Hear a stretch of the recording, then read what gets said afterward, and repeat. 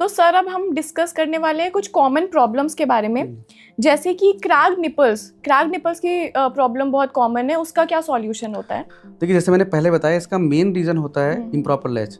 बस proper latch करवाइए।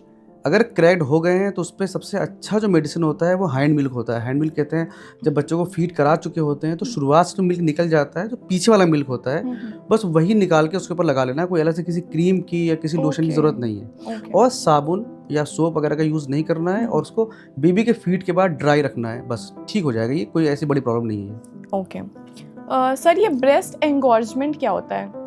देखिए, कभी-कभी क्या होता है, जैसे मान लीजिए बच्चा एनआईसीयू चला गया या बच्चा सिक है, अभी फीड नहीं जा रहा है, तो ब्रेस्ट जो नेचुरल सप्लाई है वो तो आती है, और उसको एक्सप्रेस ना कर पाने की वजह से, निकाल ना पाने की वजह से वो बिल्कुल भर जाता है ब्रेस्ट में, और ब्रेस्ट बिल्कुल टाइट हो जाता है, Sore हो पेनफुल हो जाता है। तो उसमें करना ये होता है कि अगर बेबी सही है, फीड कर सकता है, तो बेबी को फ्रिक्वेंट फीड कराएं, और अगर फ्रिक्वेंट फीड के बाद भी इंगॉजमेंट है तो फिर एक्सप्रेस कर लें, और थोड़ा सा उसमें गर्म पानी से सिकाई कर लें, तो इंगॉजमेंट ठीक हो जाता है। अगर किसी मदर को मान लीजिए बेबी सिक है या खुदा न खास्ता बेबी पैदा होने पर एक्सपायर कर गया है, तो ऐसे में ये करना होता है कि मिल्क को निकाल के डिस्कार्ड करना होता है। Okay okay. और सर ब्लॉक डक्ट और मास्टाइटिस के बीच में डिफरेंस क्या होता है? देखिए, ब्लॉक डक्ट में कोई एक डक्ट ब्लॉक होती है, जो बहुत सारी, मैंने आपको बताया, बहुत सारी हाँ, हाँ। ग्लैंड्स होती हैं। ग्लैंड मतलब ग्रंथियाँ जो होती हैं, उनसे एक पाइप निकल के आता है और जो मिल्क को बाहर निकालता है।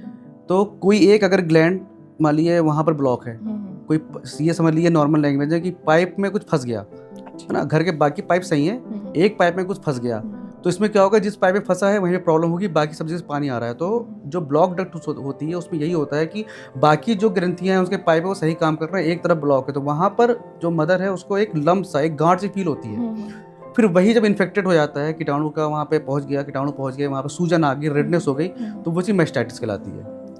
तो सर मास्टाइटिस में ब्रेस्ट फीडिंग बंद कर देनी चाहिए? नहीं, देखिए, ब्रेस्ट फीडिंग ना ही ब्लॉक डक्ट्स में बंद करना है, ना ही मैस्टाइटिस में बंद करना है। अगर पस आ रहा है मैस्टाइटिस में, तब फिर वहाँ पे कुछ टाइम के लिए आपको रोकना है, लेकिन अगर पस नहीं आ रहा है, मिल्क क्लियर है, तो करा सकते हैं। बस कुछ एंटीबायोटिक्स वगैरह आपके डॉक्टर प्रिस्क्राइब करेंगे, वो लेना है, कुछ पेन किलर लेना है, और आपको सिकाई करनी है।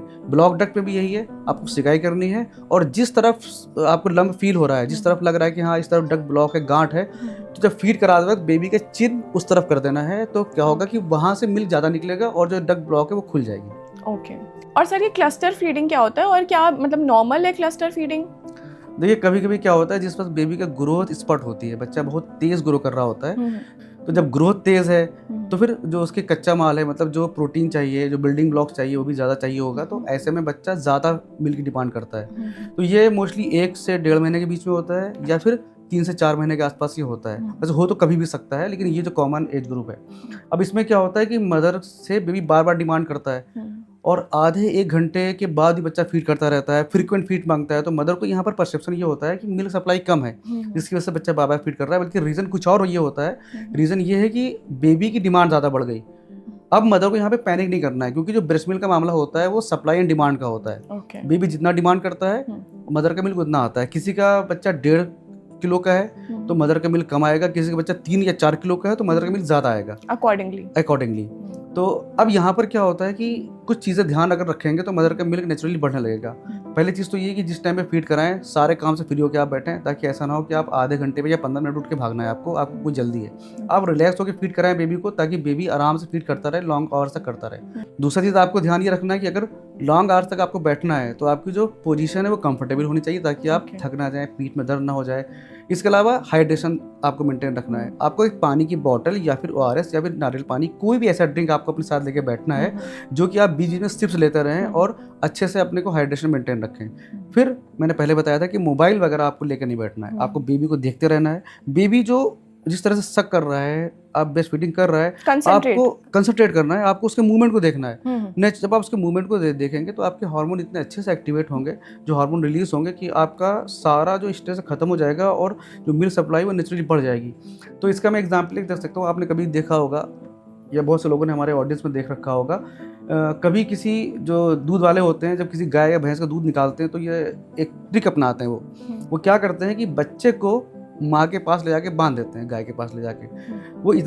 वो ऐसा बंधा होता है कि वो ब्रेस्ट तक ना पहुँचे गाय के भैंस के, लेकिन माँ उसको चाट सके, उसको प्यार कर सके। तो जैसे ही वो पास में जाता है इधर से मिल्क सप्लाई बढ़ जाती है। तो सेम वही चीज़ होता है कि जो कंसंट्रेशन होता है वो बहुत इंपॉर्टेंट होता है मिल्क सप्लाई में। ओके।